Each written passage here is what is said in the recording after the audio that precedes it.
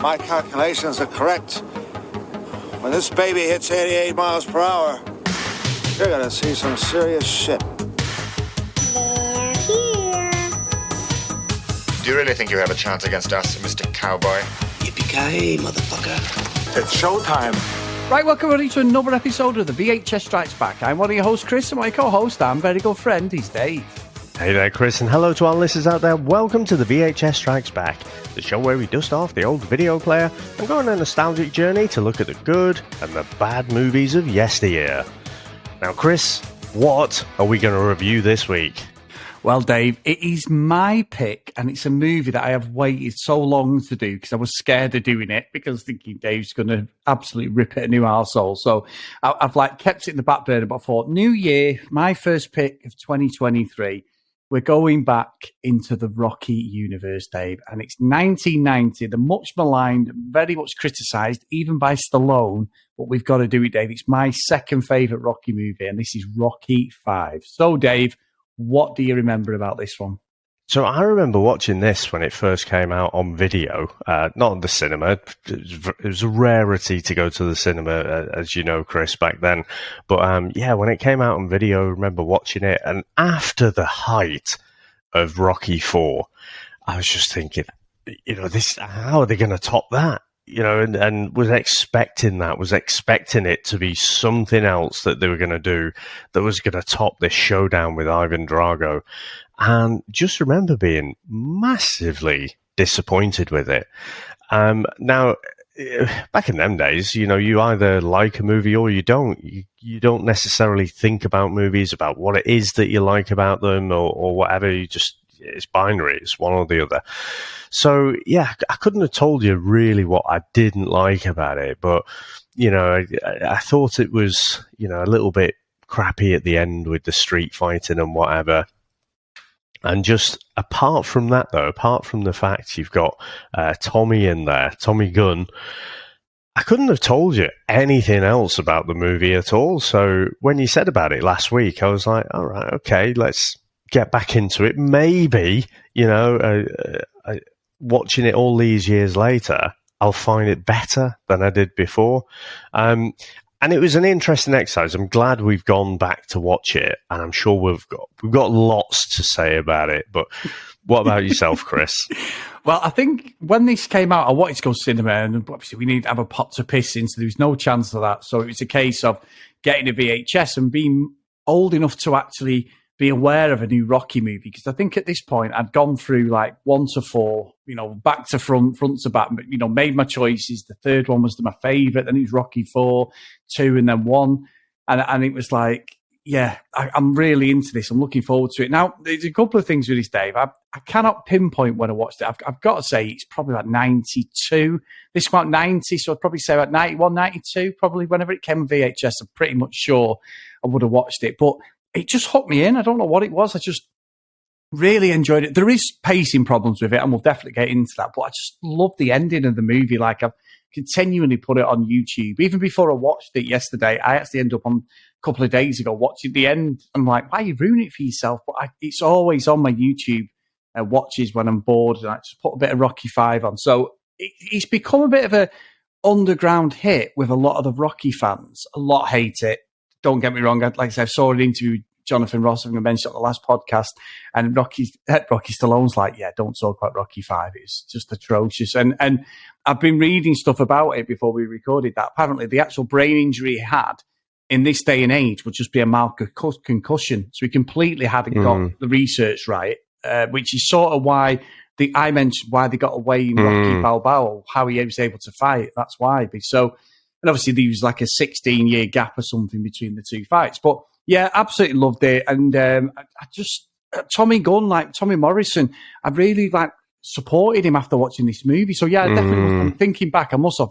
He was a southpaw. He only lost to 3 people in his professional career: Michael Bent, Ray Mercer, and Lennox Lewis, Dave. And that's not a bad fucking catalogue of people. He even beat George Foreman when he come back in a fight. Unbelievable left hook, but he had a bit of a chin on him. He was a bit chinny as well, but he was one of them. If you don't get me, I don't get you. If you watch his knockout reel of fights, and I've watched pretty much all of them, he's literally he's like his character, basically. It's just that he's like Clubber Lang, Ivan Drago, and Tommy Gunn together. He's just a machine in the ring. So, yeah, really enjoyed this. And I like the fact that Stallone didn't want to take his top off and that. He didn't want it just to be about how he looked. He wanted to get his acting. We may talk about that, David. What we're thinking it. But just before we get into our trailer, I know this is my pick, but I want to dedicate this episode to one of our patrons and good friends, Mr. Matt Bates, Dave. So Matt's had some, news at the moment. He's going through some stuff with his family and that. So we just want to send our love to you, Matt. And this one's for you, pal.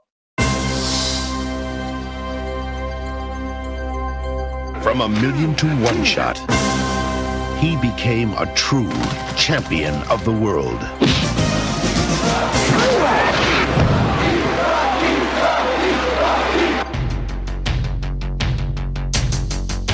Now, the glory. Because of the continuous violent blows to the head, the effects are irreversible. The crowds. My husband is retired. He has nothing more to prove. And the money are gone. You lost millions. Look, I still got my place in the old neighborhood. His title is in the hands of a new champion. He might win a few fights, but he's no Rocky Balboa. Controlled by an unscrupulous promoter. This is your medical report. It's not so good, but we can work around it. All that's left is his family. We've been down before. I'll get it all back. His heart. I gotta fight, okay? I got problems, I gotta fight. And a dream. A dream to get it all back. This is a tremendous opportunity. Opportunity for who? For you to make money for him to be disabled? You know he can't carry Balboa's guns. As long as they got Balboa on the brain, he'll always be champ. Got to challenge that man to fight. And if he refuses, then you gotta insult him. You gotta dog him. You gotta humiliate him. You gotta do whatever you got to do to get him into that ring. Hey, Tommy, you're a piece of garbage, you know that? No! That's it! You told him I'd fight anywhere, anytime. In the ring. Tommy Gunn only fights in the ring. My ring's outside. Yeah? Let's do it. Come on, Tony, knock me out!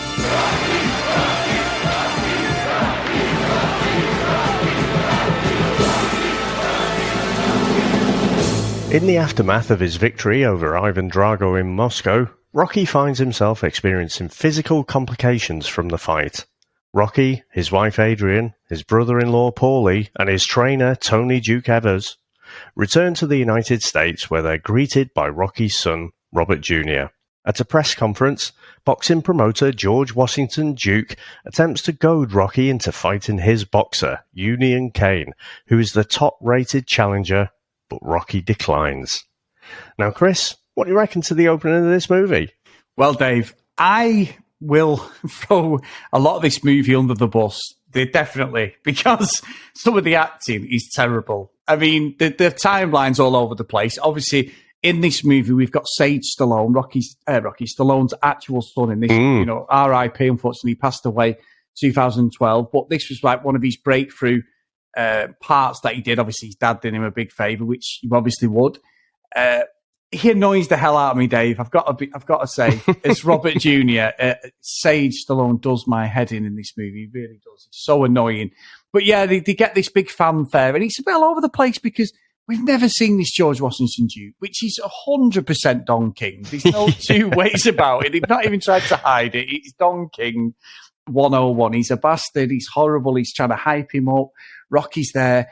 What I don't like, Davey, so when in Rocky 3 and 4, Rocky gets sophisticated, doesn't he? He's like, this isn't being horrible, but like, you know, I mean, Paulie tries to allude to at the start of Rocky 3. He's like, yeah, you've had your nose thinking, you speak properly, your nose has been done, and you've had, you know, you can speak properly and all this.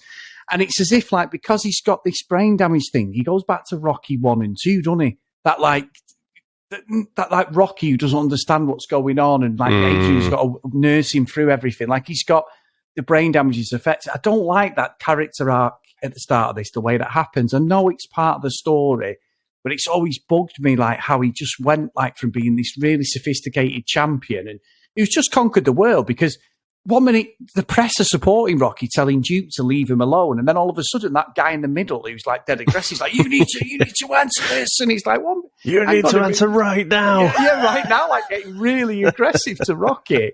Rocky's talking about his son and having a great Christmas and everything. So, yeah, look, it's all over the place. The start of it is comical, to say the least, Dave. And I can totally understand why a lot of people don't like it, but I just go along for the ride in this one.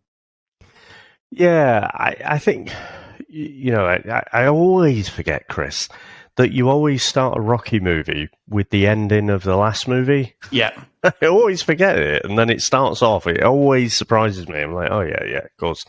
So, you actually start off with Rocky IV and Drago pounding the shit out of him, and that's a bit of foreshadowing to what comes later.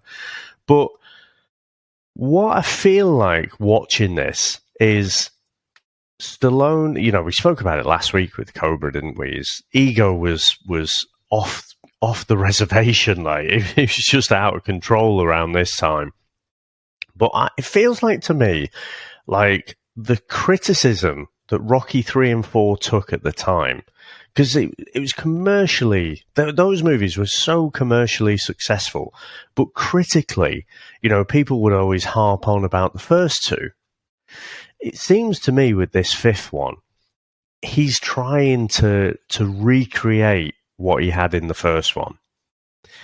In particular, in the first one, more so than the second. Because the second is where it starts to go a little bit, a bit silly in terms of being realistic. But that's not why we like Rocky. We don't like Rocky because it's realistic. But, he's trying to recreate that. He brought back the director, didn't he? John Avildsen. Yes. He brought him back. And, everything, he's trying to strip away all of the money and everything. But, Chris, it is so fucking unbelievable. I say we watch Rocky for it, not for its realism, but for me, with the way they got rid of all of his money and tried to put him back to that place where he was with Rocky 1, that was a bridge too far for me. I just couldn't buy it. It's like this kind of national hero. Okay, Paulie has signed over this power of attorney to a solicitor, and he's not paid his tax bills or anything. It's just a plot device. It's just a way to strip him away of his riches, his wealth, and everything, so that he only ends up with Mickey's gym left to him. That's the only thing. So that takes him back to the place he was before. It seems to me he's just trying to recreate the first one, and it's just a hammy, clumsy way of doing it for me, because even if he didn't have a cent, the guy's just come back from fucking Russia. Even though everyone looks noticeably older, he's supposed to be right after. But he's a national fucking hero. The guy has just had the boxing audience cheering for him in Moscow. He's a fucking national hero. Chris, we watch people from Love Island be on fucking reality TV for a few weeks, and that's it. They're set for life with sponsorships and everything. So I just don't buy it. So it starts off particularly bad. I think his son, God rest his soul, is a terrible actor. But, again, you don't watch Rocky for the brilliant acting, but I think the fact that you got a few, Tommy is also, cracking boxer, but really not a good actor either. I think they should have stuck to the formula before, where they got, people who are actors and built them up. I don't know why he had to go with, maybe again, he was trying to strive for that authenticity. But yeah, it's not, I don't think what we're after. The thing is, Rocky as a franchise had evolved past that original 1976 movie, past that grittiness, and it had become this larger than life. Again, like I said with Cobra, it's a comic book hero. Yeah, 100%. That's what it is. And then after the heights of beating Drago, he's brought to Earth with this, this concussion, and basically, he's saying about his hands can't stop shaking and whatever. I thought I actually thought there was the potential for a really good movie here, but just for whatever reason, well, like I say, probably the terrible acting has got one thing to do with it, but it just didn't really land. But I don't think the Rocky franchise wasn't ready for this kind of movie at that time. No, and you know what, Dave? The one thing that really bugs me, and I think you've analysed exactly what I think about the start of the movie as well, because he's proper toe-clenching some of the bits in it. Who the fuck would give Paulie any sort of say in your finances, Dave? A man who sold everything. He even bought Rocky's car off him in Rocky 2, his own brother-in-law, because they were down on the luck. He's a bum. He worked in a meat factory, lost his job numerous times, but you're going to give him this multi-million-pound estate while you go and fight in Russia for a month. I mean, it's fucking the pretense of this. It's like Rocky's been away for about 3 years. I know his son's aged 3 years, but the story hasn't moved on. It's like a matter of weeks. So it's utterly, I agree, it's utterly ridiculous that you, Dave, even me and you, like your family, I would not give any of my brothers or sisters any fucking say in my final power of attorney or anything, unless they, I didn't have Samo and there was, you're in a health position, but you would never do that. I just don't, I can never get my head around how Paulie was even given that fucking assignment. It just makes no sense to me. Well, there's plenty of boxers who've been swindled out of cash, isn't there? Tyson, Tyson. So I think they could have done a better job, because I tell you what, Chris, I love this franchise, love it to bits, but I fucking hate Paulie. From that first one, he's just a horrible, venomous piece of shit. Beating up his sister. He's, like I say, he's a fucking bum.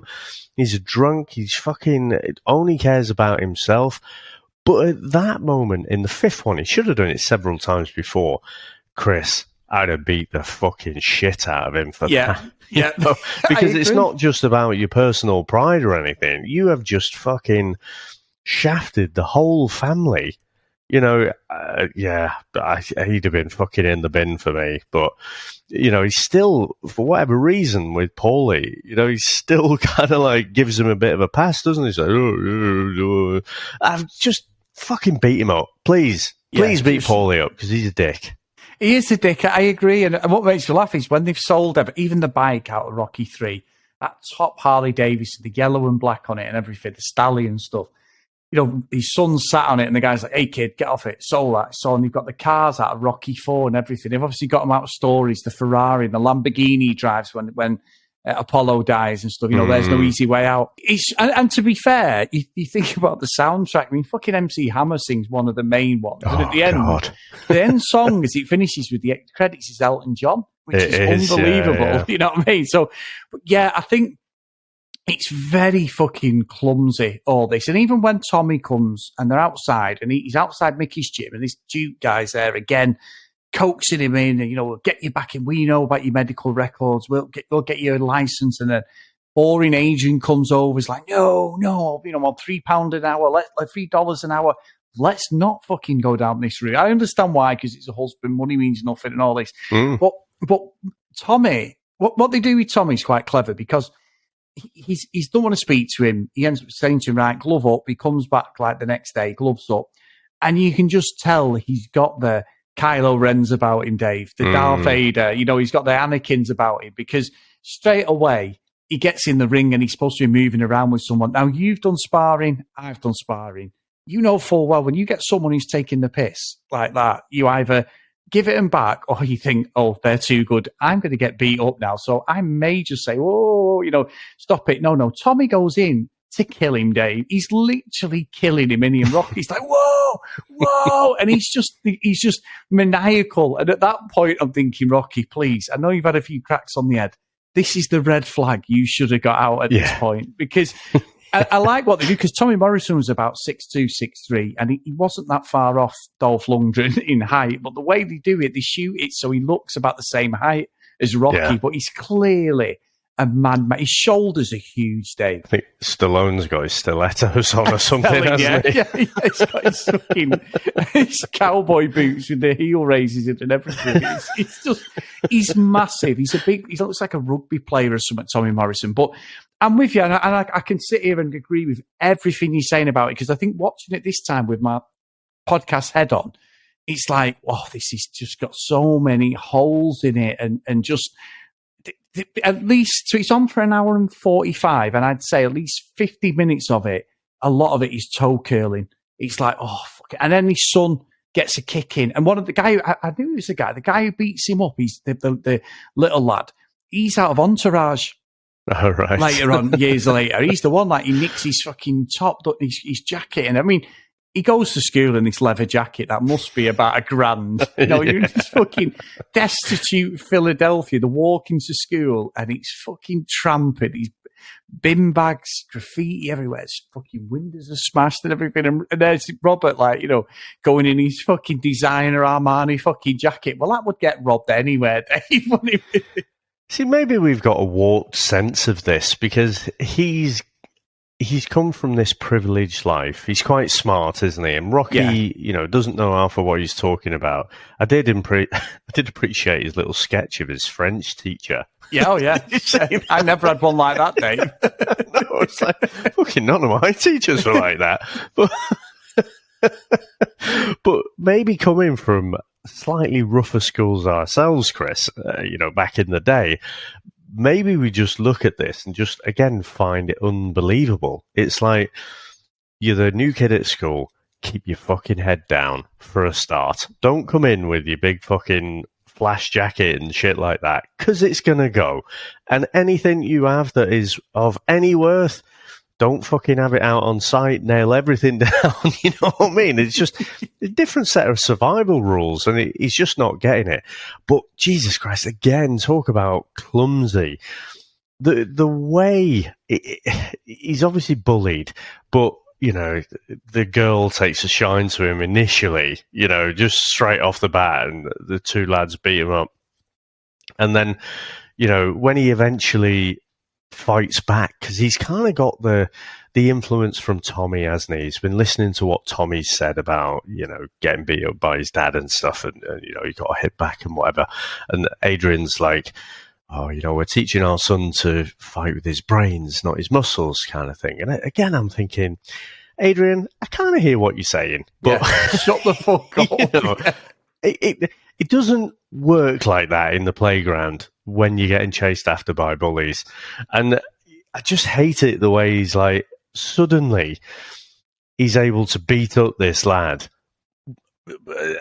That in itself. But then he's like, we can end this here. Yeah. And then he's like, okay, and they have a good handshake. I'm like, oh, fuck off.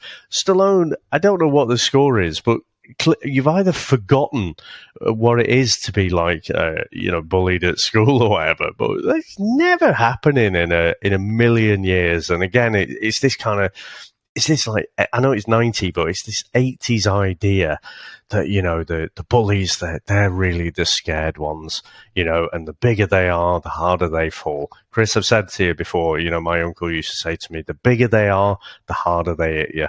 And you know what? He was fucking right. Yeah, I agree. It's just a strange move. I mean, he goes and has, I mean, just before Tommy even comes into it, he goes and has this heart-to-heart with Mickey, doesn't he? They bring Burgess Meredith back in, like, flashbacks. I mean, he was, you can see in this, he's not been in it since 8 years previously was Rocky 3. So you can see, look, he's cracking on to mid-80s at least in this. So he's giving him a speech, love the speech, you know, Rocky Marciano's cufflink and everything, and gives it him and that, and you know, and he's like, you know, you ever going down and you feel, you know, get up, you know, Mickey loves, you know, I love all that, you know, and I know that's like used later on. But so we get all that, and we get this thing, but it's like Rocky puts the fucking hat on again, doesn't he, when he at the start with it, and the leather jacket, which must stink. He's been in stories for years. He starts smoking again. He's got the fucking fingerless gloves on, like he's a debt collector again, like the first one. I get what they were going for, but it just doesn't look right to me. Stallone looks too civilized, doesn't he? Oh, Rocky looks too civilized now, and he blends back in as this working class hero, doesn't he? But I just don't like the 180s character makes in this at times, because it's just like it's like the third and fourth movies have never existed. This movie would fit straight in after the second one if you went 1, 2, 5, and the other two didn't exist. Because you're so right, Rocky 3 and 4 are just absolutely comic book movies. They are absolutely, they wouldn't be out of place in the MCU or something like that. Yeah. A street level fucking fighter who's got superhuman head who doesn't just take punishment, and you know what I mean. It's true though, isn't it? You know what I mean. Like there's in the Rocky movies, there's no such thing as defense, Dave. You just use your head for fucking defense. It does wind me up a little bit, that the fact that no one has their guard up at all, and everyone's just leading with their chin. It does my head in a bit. It does, because you know that if you try and box with someone, Dave, you go in there thinking you're going to Rocky someone, and you throw haymakers, you're on your ass before you can even blink. Yeah. It's just like, well, I'll tell you what, Chris, throwing haymakers takes a lot of fucking energy as well, doesn't it? You know? And don't forget, this was 15 rounds in most of the Rocky movies. I know this was slightly different, but 15 rounds of that is horrendous, Dave. So yeah, it's just, there's so much wrong. But even the timeline of Tommy becoming a fighter. So obviously there's a nod to the first movie, the statue of Jesus as it comes down. That is a genuine auditorium, a boxing auditorium in Philadelphia. Rocky's first fight there against Spider Rico. We get Tommy, dingy, dark little boxing place. He's having like inter-club fights. His first pro fight.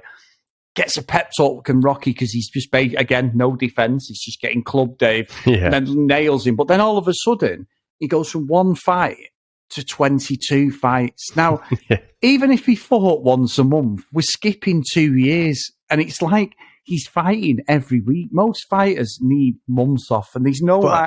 I thought he was a few fights in when he started getting trained by Rocky. I can't remember what he said his amateur record was. He was something like 72-1. He was 8-0, I think he said. You're right, actually.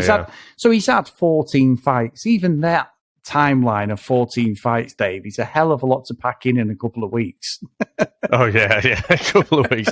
No, I'm assuming this is over like, a year or something like that. Yeah, I think so. Because I think you've got to believe, he's racking up the wins. And it's not like now, like the heavyweight boxers in particular, that, one fight a year and they're done, aren't they? Yeah. Fair play. But I don't remember it being like that. But, I just think he does go a little bit, like you say, he's got a bit of the Kylo Ren in him, when in that first boxing match. But the way he comes in, where he's like a good old boy from Oklahoma, and then, he gets a bit of money in front of him and then completely turns and throws Rocky under the bus. I find that, that turn just a bit too much. A bit too hammy and unbelievable again. But I tell you what, Chris, when the original music plays in this movie, it's great. And I think for this movie, it's kind of like pizza. You can have, a pizza that you don't enjoy as much. You've probably settled at that age where you know what pizza you like, so if you're going to order pizza in, you'll get that pizza, and then you might feel a little bit adventurous and try something that's a bit different, and then you think, it's not quite as good as my favourite, that, but it's still pizza, it's still on the good end of the scale. And that's what I feel like with this Rocky movie. Still Rocky, and there's still, for all of the nitpicking and everything, and there are lots of nits to pick, I'm still enjoying it while I'm watching it, I must admit. Yeah, I'm the same, Dave. So I think when we get past like the fact that they settle back in to Philadelphia, and like you say, he takes Tommy under his wing, and we get the whole training montage and Tommy's fights, don't we? Go for it, the song, and he's just there nailing everybody. Very similar to start Rocky 3, where Rocky's just like fighting everyone and just dropping everyone. And I think it's a cross between Rocky 3 and the Club of Lang montage as well. Rocky's doing these charity dues and pissing about, kissing babies and all that, and fucking Club of Lang's there doing pull-ups in a fucking rat-infested bathroom and all this stuff, So it's showing that eye of the tiger, the Apollo Creed side. You've got to get your eye of the tiger back. So you can see he's got something. But what gets me is when he beats Union Kane, who's probably the worst actor ever, when they're in the car and he says something like, I want Balboa. And Duke's like, basically shut your fucking mouth. I'll tell you when you can speak. Like, who are you? Because he is a paper champion.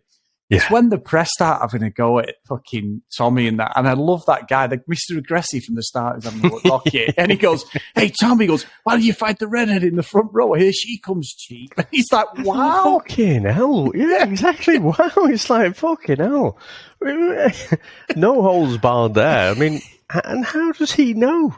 I know, exactly. I mean, she's paid off by Duke. She's there purely to show him this glamorous lifestyle, beautiful woman, beautiful car. He's giving him this cash. He's got the nice fucking cashmere jumper on, everything. And like you say, he's already fucked Rocky off, saying like, I'm going on my own. He's like, oh, you'll get all these cars, the money will come. And he basically goes full on dark side Star Wars at this point. He's gone completely. Proper Anakin Skywalker job. He's gone, completely gone.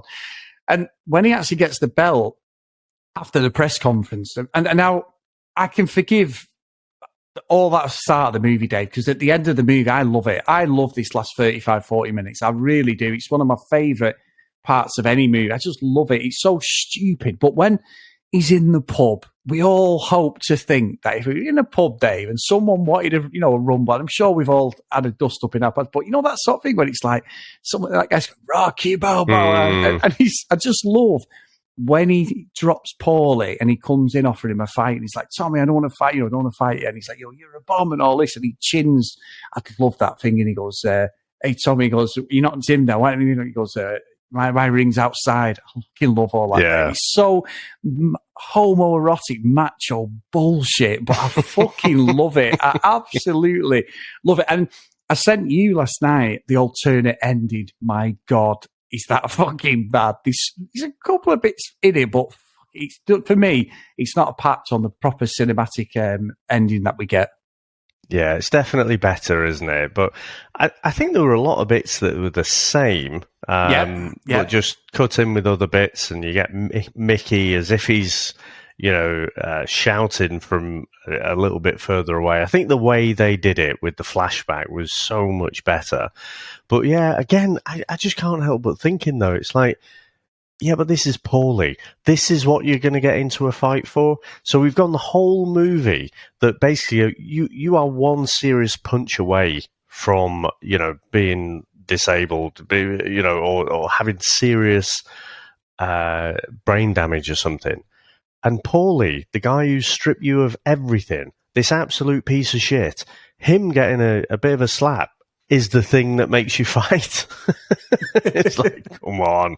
But the way it unfolds with that street fight is pretty good. And the fact that you got the pseudo Don King there, and he's like, no, he's got to be in the ring. His plan is unraveling in front of him as well, because he knows that, he needs to promote it. That's how he's going to make his money, not just by getting these two people he doesn't care about to fight together. But, after Rocky gets a bit of a pasting initially, I love the bit where he's like, I didn't hear no bell. It's like, oh yeah, it's on. And I can tell the bit that you say always chokes you up, it always gets you. I can tell why, because it, when he's down and you get that effect that, it's the kind of brain damage. This is the punch that they were talking about.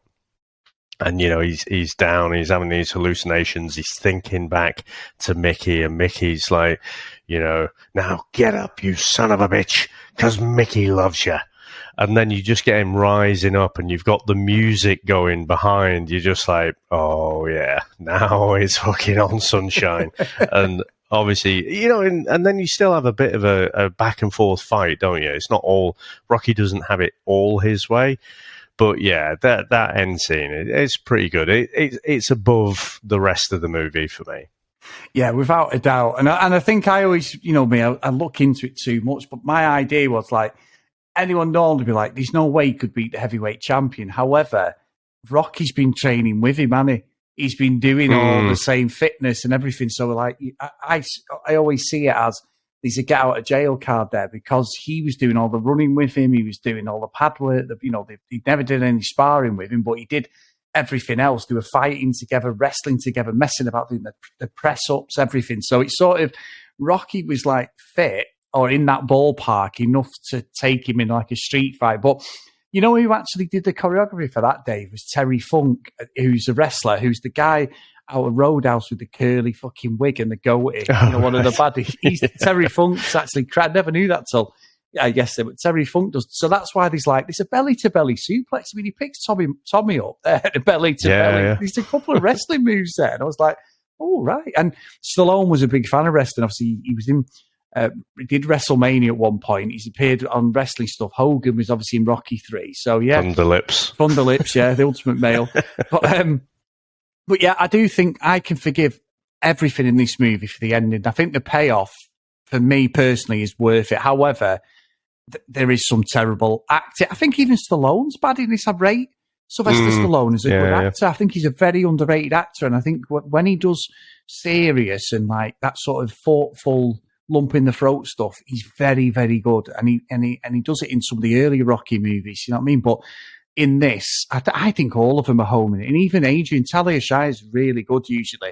And I think she's pretty dodgy in it. I think Paul is really, Burt Young's terrible in it, I think, so, and obviously the Don King wish he was Duke, he's just fucking rubbish, and he's like, he's just like... Well, he's just so over the top, isn't he? Just like say, Don King without the hair. They probably couldn't put the hair in to make it quite so obvious, but it's ridiculously obvious anyway.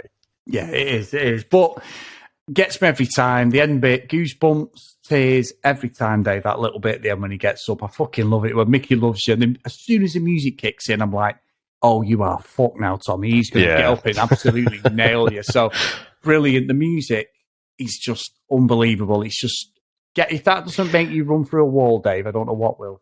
But it's the original music as well, though, isn't it? And I think where another thing that I think drags this movie down is some of that early or late 80s, early 90s music. It's like, oh, God, that takes me back. And it's you listen to a lot of music and it's timeless, isn't it? It might take you back to a moment in time where you were when you heard it, but the album or the song itself was timeless. But there's something about the kind of drum tracks and everything. It's just, it's so dated and it just sounds shit. And the Rocky music has been so good in elevating the whole franchise.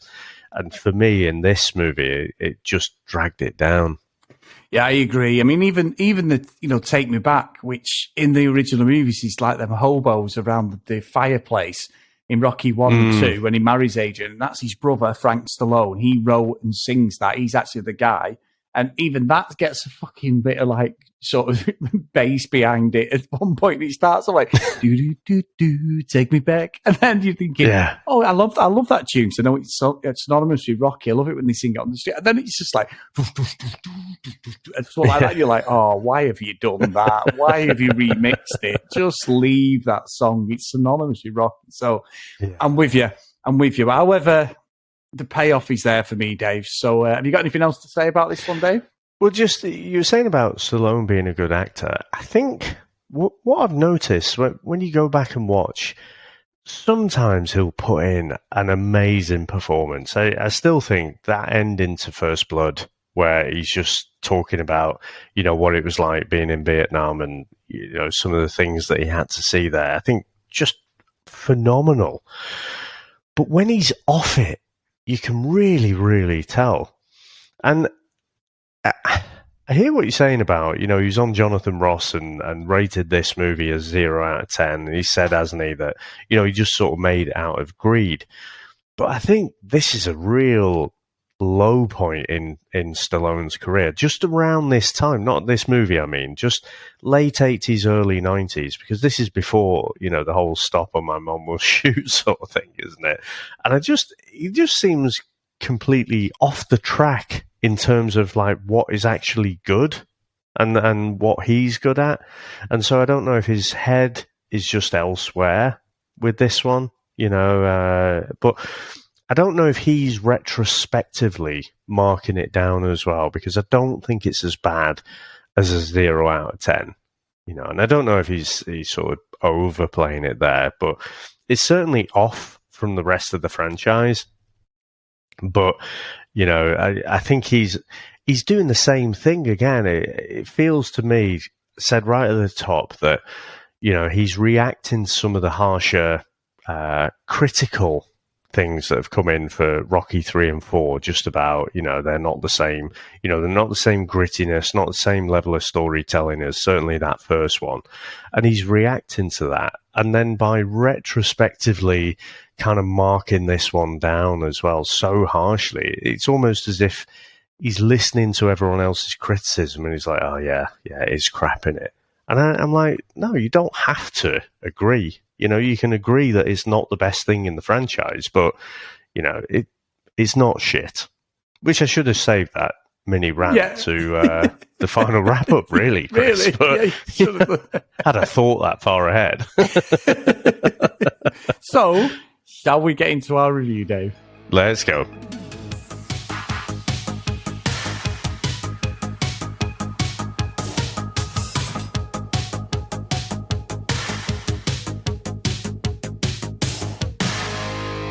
So I'll go first, Dave. You have literally alluded to what you think of that. I still love this movie. I can't put my finger on it. Even now watching it, I'm like, but it's pretty crap in places. But the half hour, 35 minutes at the end is the payoff. That does it for me. It's just got Rocky's DNA all over it. Yeah, he's not in a boxing ring. Don't think it probably would have worked this because of everything that's going on with his character, and he can't get in the ring and everything. That just wouldn't have worked because it would have ruined his and Adrian's relationship. So I get it, but yeah, it's a Rocky movie in the franchise. I cannot say why it's my second favourite. I honestly don't know now that I've watched it again, but I just love the end. The ending is just in my all-time classic movies, without a doubt. On YouTube, carousel of different things, I always go back to Rocky 5 and that end fight. I love it. So I'm not going to put it at the top, actually, Dave.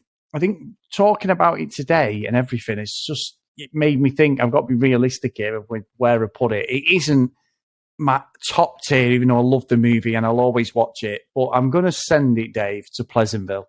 A very high Pleasantville, and I can't tell you why. It's not a no shit, no surrender free piss take. It's just up there because I love it. It's just there. Pleasantville for me, definitely. So what about yourself? Not watched the No Retreat, No Surrender trilogy for a little while. Might have to dust that one off in the new year. So I alluded to this before. This is not a great Rocky movie for me, but it's still fucking Rocky, innit? Yeah. I just love it. Unashamedly, I just love this franchise. And even for all the negative things, the bad acting, the clumsy script writing, the shitty fucking early 90s music, for all of that, it's still bloody Rocky. And so the things that I enjoy about it are really the things that I recognize from the previous movies. It's like shadows of those. It's the previous Rocky music that you hear. It's the fact that it is that same ensemble cast of Stallone, plus you've got, they say, twat of a brother-in-law Paulie and Adrian and all that, all this mixed in together. It just feels so comfortable and so snug. So yeah, for me, it's a Hill Valley. Like I say, it's still a Rocky movie, so I can't judge it harshly. I still think it's probably fair that this is rated the lowest out of the Rocky movies, in my humble opinion.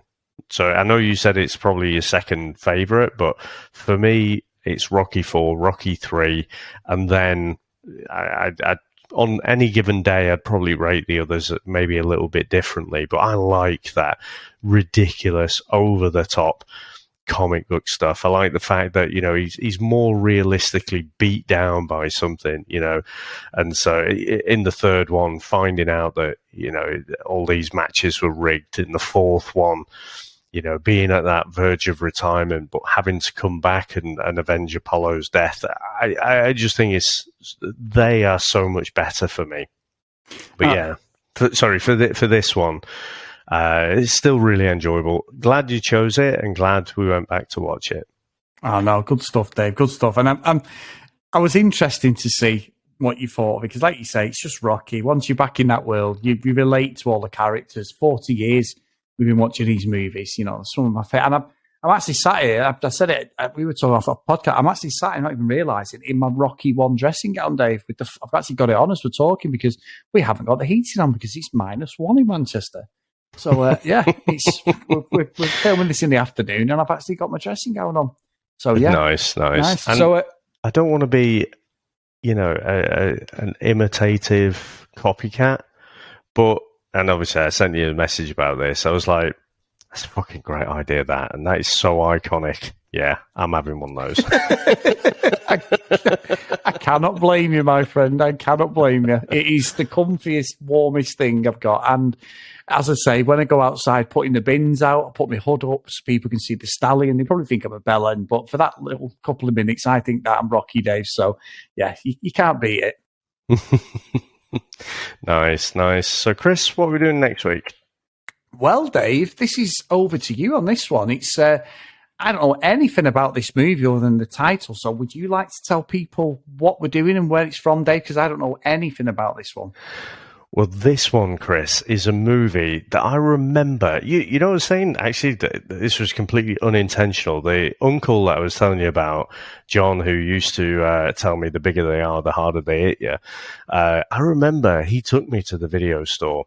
Probably just, he was probably looking after me or something, just wanted to get a video, shut me up, fucking kids. But basically, he took me to the video store, and I saw this video cover. Guy in a fucking, he almost looks like the Stig. He's got his bicycle helmet on, or his racing helmet on, and all in black leather and everything. Just looks so fucking cool, but it wasn't 18. I was probably, I don't know, 10 or something at the time, and so I was just like, can we get this one? In fact, I handed it over to the video store clerk. I'm about 10, it's fucking 18. And he just looked at my uncle, he's like, is this for you? And he's like, yeah. It's funny, those little video store moments that you remember. But Chris, this stars Charlie Sheen. I don't know how you're going to view this, because this is a bit of a shitty B movie, right? But there's lots of good car action in it. So I'm not sure which way you're going to take this one. But this, Chris, is the 1986 movie, The Wraith. Now let's get into the trailer. An evil force took his life. An unearthly power has brought him back. He is a phantom, a wraith, a cosmic spirit given another chance. Are you new in town? Yeah. Who's the kid? I turned my back, and the next second he was there. Like magic, almost. You ever seen one of those before? Nah, let's just add it to our collection.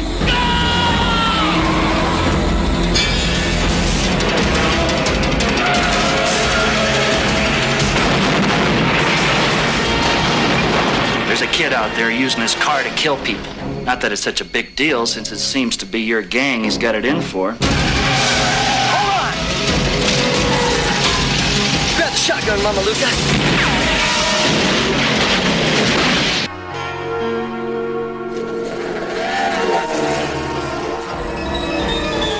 A wraith, man! A ghost! An evil spirit, and it ain't cool! What are you doing?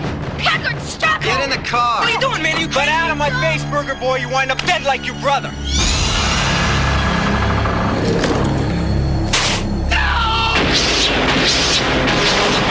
Hey! Who is that guy? I don't know, but whoever he was, he's weird and ticked off.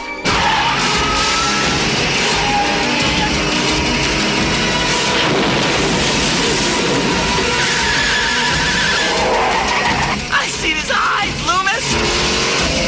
Who are you? Who are you?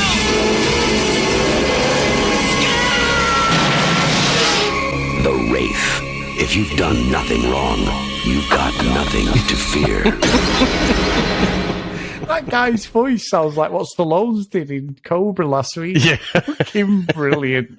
You know what? I think I'm going to love this. I've never seen it before. That is. I think you might do. Like I say, there's lots of good car action in, lots of good chases and stuff. And yeah, I loved it. And like you could see from the trailer what I mean. I'm looking at the more recent kind of video covers. It looks fucking nothing like it. But that is not the video cover I remember, so I'm going to have to see if I can find it for you, and I'll send it you through. But yeah, I am genuinely really interested to hear how you feel when you're watching this one, because I think this might be a bit of a gem, Chris. I think it might, Dave. I've seen that car before, though. That's the thing. I've 100% seen that car, so I don't know how I've missed this one. It's right up my street, to be honest. So yeah. Cool. Well, it's better than fucking Eat My Dust, that's for sure. Well, what a film that was, Dave. Legendary film. Anyway, massive thanks today, mate, and thanks to everyone who tuned in, everyone who supports us. We do appreciate it. If you want to support us, get over to patreon.com/thevhsstrikesback. If you want to send an email in, thvhsstrikesback@gmail.com. And if you want to follow us on social media, @thvhsstrikesback. So today's roll call of honour is Dylan, Stephen, Trent, Dan, Justin, Susan, Timothy, Alec, Paul, Matt, Heath, Ken, Lucky Rudy Green, Herb, Jax, Math, Blake, John Hammond, and Mr. Tony Farina. So thank you so much, guys, for all your support. And Dave, I'm just pleased you've done another Rocky movie as we start our journey in 2023, my friend. And what a crack you've picked for next week. I'm looking forward to that. Yep, it should be good. It should be good, mate. And Chris, I'm not going to throw you under the bus and say, how are you going to finish this off? Because I think that there is a line that stands out. In fact, there's a whole speech, isn't there, about Rocky Marciano's cufflinks. But the moment that precedes the music kicking in, which you know there's going to be a whole can of whoop-ass coming out, is Mickey. And he says, "Get up, you son of a bitch, 'cause Mickey loves you."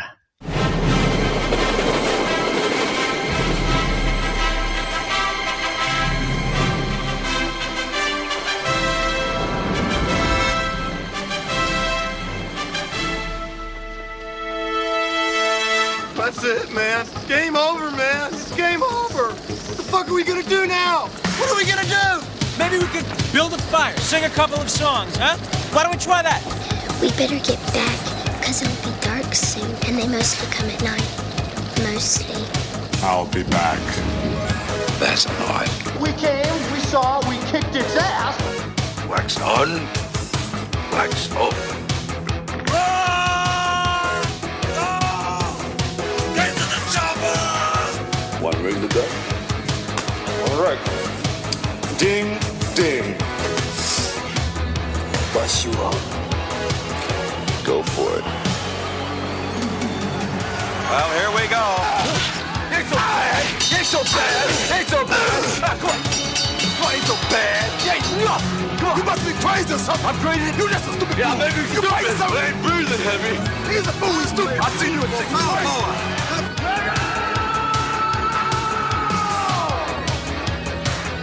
I must break you.